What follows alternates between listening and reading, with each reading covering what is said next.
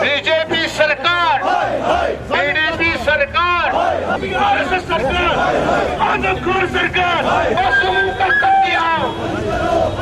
रियासत में जो तशद्दुद का बाजार गर्म है, सरकारी दहशत गर्दी जो हो रही है, जिस तरह आम लोगों को, मासूम लोगों को, बेगुनाह लोगों को मारा जा रहा है, और जिस तरह एक एक दिन में 12-12, 20-20 आदमियों को मारा जा रहा है, चाहे वो साउथ हो, चाहे वो नॉर्थ हो, चाहे वो सेंट्रल कश्मीर हो, हर तरफ खून खराबा दिन ब दिन बढ़ता जा रहा है। इसके खिलाफ आज एहतजाज है। जो वादे किए थे सरकार ने हालात को ठीक करेंगे, हालात पिछले 3 बरसों में इतने ख़राब हो गए कि आज लग रहा है कि नबी की सूरत हाल पैदा हुई है। आज समाज का हर कोई तबका मायूस है, बेबस है, लाचार है, इनसिक्योर है, अनसर्टेनिटी है। इन सारी चीज़ों के खिलाफ हमारा एहतजाज है।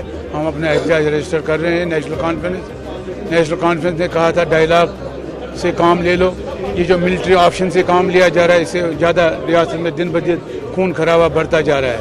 मिलिट्री ऑप्शन को बंद करना होगा, सियासी पॉलिटिकली इसको अप्रोच करना होगा ताकि हालात ठीक हो जाएं, और यहाँ लोगों से बातचीत की जानी चाहिए, डायलॉग किया जाना चाहिए, हुर्रियत से बातचीत की जानी चाहिए। वही हमारा आज उसके खिलाफ हमारा एहतजाज है कि सरकार चुप क्यों बैठी है।